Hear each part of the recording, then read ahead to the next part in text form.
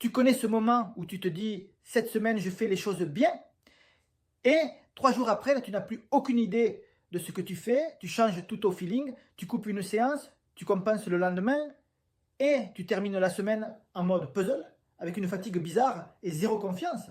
La question que personne n'ose se poser, c'est celle-ci. Et si tu improvisais, non pas parce que tu manques de motivation, mais parce que tu n'as pas de plan d'entraînement, un vrai cadre. Et reste bien avec moi, parce qu'à la fin, je te donne une règle simple pour ajuster ta semaine sans transformer chaque imprévu en crise. Je suis Jean-Marc, préparateur mental et mentor des sportives et sportifs motivés. Je les aide à progresser et améliorer leur performance sans se blesser grâce à de meilleurs entraînements, une meilleure nutrition sportive et un matos bien choisi. Aujourd'hui, on parle d'un truc que je vois tout le temps, chez les débutants comme chez les confirmés. Tu crois que ton problème, c'est la motivation, la discipline, le mental, alors qu'en réalité, ton problème, c'est l'absence de cadre. Et sans cadre, ton plan d'entraînement devient un à peu près. Dans cette vidéo, je vais te montrer pourquoi tu improvises, comment construire une structure simple qui tient dans la vraie vie et comment analyser une séance de façon utile. Pas juste dire « c'était dur » ou « j'avais les bonnes jambes ». Petite action rapide avant de commencer. Dis-moi en commentaire si toi, là, tu as un plan d'entraînement écrit quelque part ou si tu fais plutôt au feeling, et abonne-toi parce que la prochaine vidéo ira justement sur comment fixer des repères d'allure sans te prendre la tête. On commence par le cœur du problème. Tu improvises parce que tu n'as pas de cadre. Et je te le dis sans jugement parce que c'est normal. Ton cerveau est une machine à survie, pas une tour de contrôle. Quand tu n'as pas de repères clairs, ton cerveau panique et invente une stratégie à partir de signaux incomplets.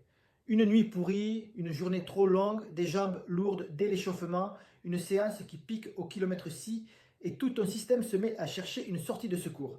Tu passes en mode « je fais au mieux ». Sauf que au mieux sans cadre, ça devient souvent au hasard et là, boucle infernale. Tu fais sauter une séance, tu te dis que tu la rattraperas, le lendemain tu compenses, tu forces, tu fais un truc plus dur que prévu parce que tu culpabilises, puis tu te crames, puis tu lèves le pied, puis tu récompenses. C'est extrêmement cruel parce que tu as l'impression de bosser, d'essayer, de t'accrocher, mais tu n'accumules pas ce qui fait vraiment progresser, de la cohérence et de la régularité. Changement de décor, on va être très clair, ton problème n'est pas la motivation, ton problème c'est l'absence de plan. Et quand je dis plan d'entraînement, je ne parle pas d'un PDF figé, imprimé, qu'on suit religieusement comme si on était un robot. Je parle d'un système de pilotage. Un cadre qui te dit où tu vas, pourquoi tu fais cette séance et comment tu ajustes quand la vraie vie te met une baffe. Parce que si ton plan ressemble à une séance prévue cette semaine, une idée floue de la semaine prochaine et rien au-delà, alors ton analyse ne peut mener nulle part. Tu peux ressentir, tu peux commenter, mais tu ne peux pas décider. Tu n'as pas de repère. Et sans repère, tu fais l'erreur la plus coûteuse en course à pied. Tu confonds fatigue utile et fatigue dangereuse. C'est un point absolument fondamental. La fatigue utile, c'est celle qui te construit. La fatigue dangereuse, c'est celle qui te détruit nerveusement et mécaniquement. Et le drame, c'est que sans structure, ces deux fatigues se ressemblent. Résultat, tu forces les jours où il fallait maîtriser, tu lèves le pied quand il fallait juste ajuster, tu t'épuises nerveusement et tu perds la régularité. Et sans régularité, pas de progression. C'est mécanique. Alors maintenant, je vais t'expliquer mon arme fatale. Un plan d'entraînement utile, ce n'est pas un calendrier de séances. C'est 3 étapes simples que tu appliques comme un pilote. Étape 1. Savoir pourquoi la séance existe. Étape 2. Comparer l'intention et la réalité. Étape 3. Réadapter intelligemment sans tout cramer. On ouvre l'étape 1. Savoir pourquoi la séance existe. Avant même de regarder l'allure, le cardio, la montre ou ton ego, tu dois savoir ce que tu cherchais à travailler. Endurance fondamentale, seuil, vitesse, côte, puissance, aérobie. Parce que physiologiquement, ce n'est pas la même cible, pas la même fatigue, pas la même récupération. L'endurance, tranquille, construit ta base, améliore ton efficacité, ton économie, ta capacité à durer. Le seuil t'apprend à tenir une intensité élevée de façon contrôlée. Le travail très intense te fait progresser sur ton plafond, mais coûte cher. Très cher, surtout si tu le places mal. Si tu ne sais pas ce que tu travailles, tu ne peux pas savoir si tu as réussi. Tu peux juste te dire « j'ai souffert ». Et souffrir, n'est pas une stratégie. Deuxième tableau, comparer l'intention et la réalité.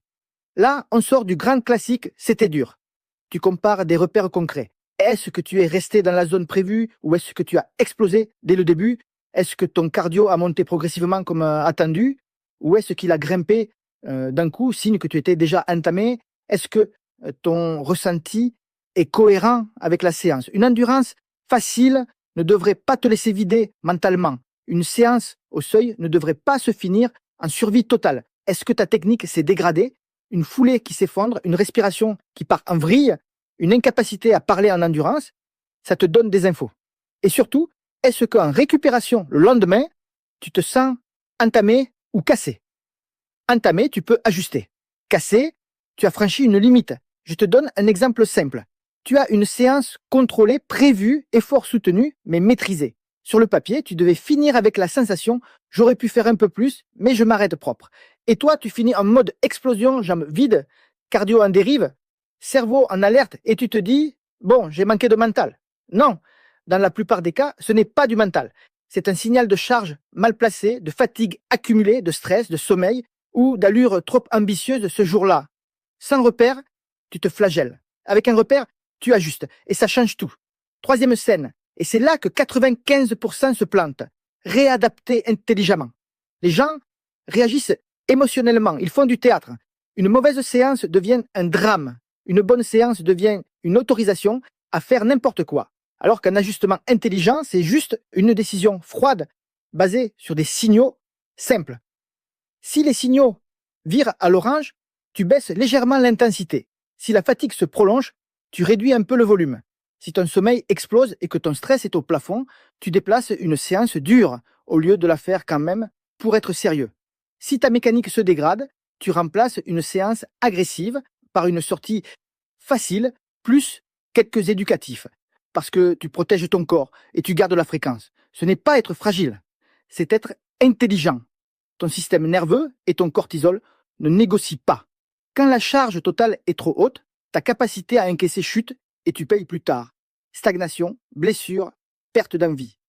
C'est extrêmement efficace de prévenir plutôt que réparer, même si ton ego adore l'inverse.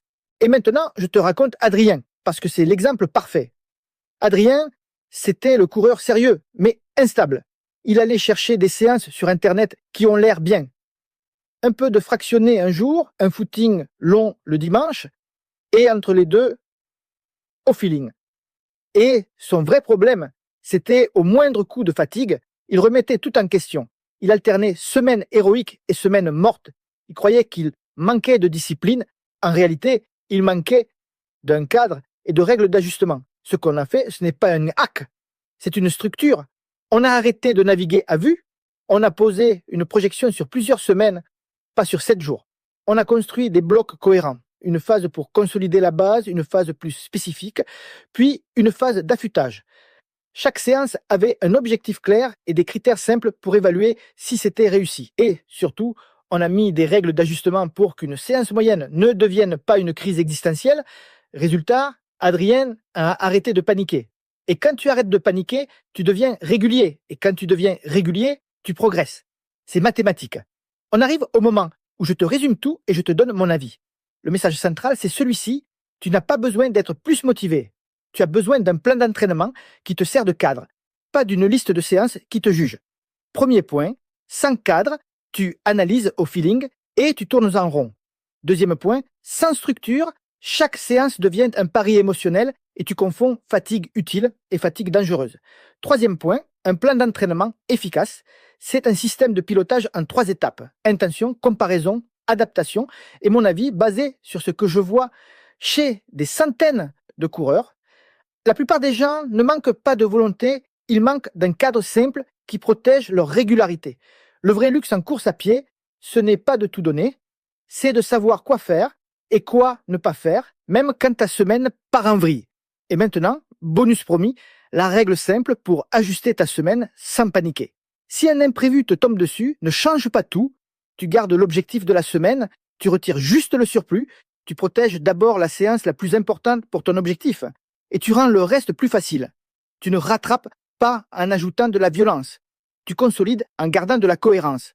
Maintenant que tu sais faire ça, tu peux t'attaquer à l'étape suivante. Arrêter de construire tes semaines au jour le jour.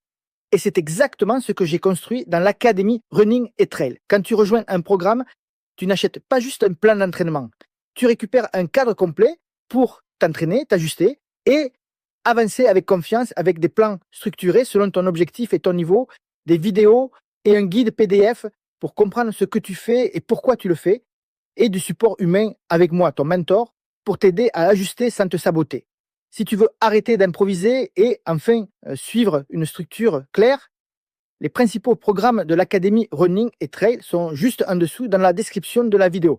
Choisis celui qui correspond à ton objectif et on met en place un cadre qui te fait progresser sans te cramer. Abonne-toi et dis-moi en commentaire, c'est quoi toi le moment où tu improvises le plus, le manque de sommeil, le stress ou la séance trop dure? Bonne journée et bon run!